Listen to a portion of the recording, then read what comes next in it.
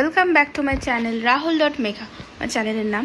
আজকে তোমাদের কাছে একটা গুরুত্বপূর্ণ ইনফরমেশন শেয়ার করার জন্য এসেছি। তো আপনারা অনেকেই আগে জানতে চেয়েছিলে যে কমার্শিয়াল ভেহিকলস বার করতে গেলে কী কী ভাবে তোমরা অফার লেটার বার করবে এবং তারপরে অফার লেটার বার করার আফটার 30 days পরে কীভাবে পারমিটের জন্য অ্যাপ্লাই করতে হয়, এই সমস্ত বিষয় নিয়ে একটা গুরুত্বপূর্ণ তথ্য তোমাদের সাথে শেয়ার করব। কিন্তু তার আগে তোমাদেরকে বলে দিই, যদি পুরো ভিডিওটা স্কিপ না করে ভিডিওটা কন্টিনিউয়াসলি দেখো তাহলে তোমরা বুঝতে পারবে যে পরপর স্টেপগুলো কীভাবে তোমরা কমার্শিয়াল ভেহিকেলের জন্য অফার লেটার প্রথমে অ্যাপ্লাই করতে হবে। কারণ কি শুধু অফার লেটার অ্যাপ্লাই করলেই হয় না, এর অনেকগুলো স্টেপ রয়েছে। ফার্স্টে অ্যাপ্লাই করতে হয়, দেন ভেরিফিকেশন করার জন্য যেতে হয় এবং সেখানে আফটার ভেরিফিকেশন তোমার 2-5 দিন টাইম লাগার পরে তোমার অফার লেটারটা স্যাংশন হয় এবং স্যাংশন হবার আফটার স্যাংশনেশন পরে তুমি গাড়ি বেরিয়ে যাবার পরে তোমাদের যে পারমিটের জন্য যেতে হবে, সেই পারমিটের জন্য ফার্স্টে তোমাদেরকে যে টাকার অ্যামাউন্টটা জমা করতে হবে সেই সমস্ত বিষয়ে আমি তোমাদের কাছে তথ্যটা দেবো। তার আগে তোমার চ্যানেলটাকে ভালো লাগলে লাইক এবং সাবস্ক্রাইব করো। চলো, প্রথমে আমরা যাব হচ্ছে গুগলে যাওয়ার পর পরিবহন ক্লিক করতে হবে। এবার পরিবহন খুলে যাওয়ার পরে ওখানে অনলাইন সার্ভিস থেকে আমরা ভেহিকেল রিলেটেড সার্ভিসে যাব।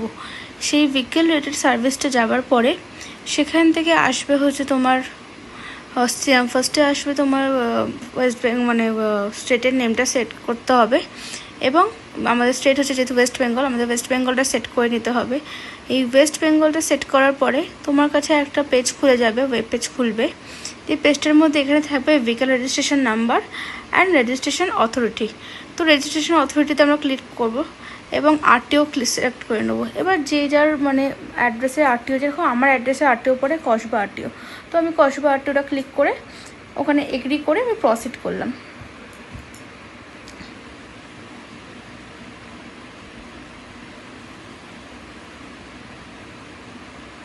এবার প্রসিড করার পরে একটা পেজ খুলবে যেখানে লেখা থাকবে হচ্ছে, ওপরে থাকবে দেখো হোম সার্ভিস অনলাইন সার্ভিসেস। এই অনলাইন সার্ভিসে গিয়ে ওখানে অনলাইন পারমিটের যে অপশানটা আছে ওই অপশানে ক্লিক করতে হবে। এবার যেহেতু আমাদের কাছে রেজিস্ট্রেশন নাম্বার নেই তাই ওইখানে না ক্লিক করে আমরা ক্লিক করবো যে স্যাংশন অর্ডার উইদাউট ভেহিকেল। তো স্যাংশন অর্ডার উইদাউট ভেহিকেল মানে তুমি অফার লেটার বের করছো গাড়ির জন্য, অ্যাপ্লিকেশন করছো সবে। এবার এখানে ওয়েস্ট বেঙ্গল যেরকম আছে, তারপরে তুমি তোমার ফোন নম্বর, আরটিও অ্যাড্রেসটা দেবে, যেই আরটিও যেহেতু আমার কসবা আরটিও, তাই আমি আবার কসবা আরটিওটা দিয়ে দিলাম। দেন নিজের ফোন নম্বর এখানে দিতে হবে। তারপরে এই ফোন নম্বরে আগেনস্টে তোমার ওটিপি জেনারেট হবে।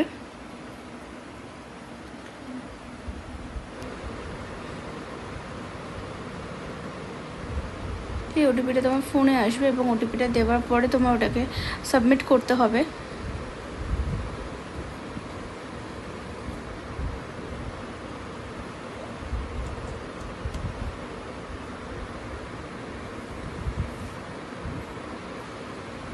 এবার প্রসিড করে দেবে। এবার প্রসিড করার পর একটা ওয়েব পেজ খুলবে যেখানে লেখা থাকবে apply sanction order. Apply sanction order মানে হচ্ছে কি যে without registration number, registration number না থাকাকালীন ওটাকে বলা হয় অ্যাপ্লাই ফর স্যাংশন অর্ডার।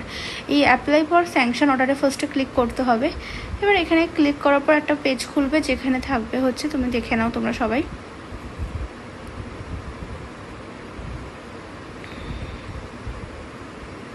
এখানে দেখো এখানে ভেহিকেল ইনফরমেশন থাকবে।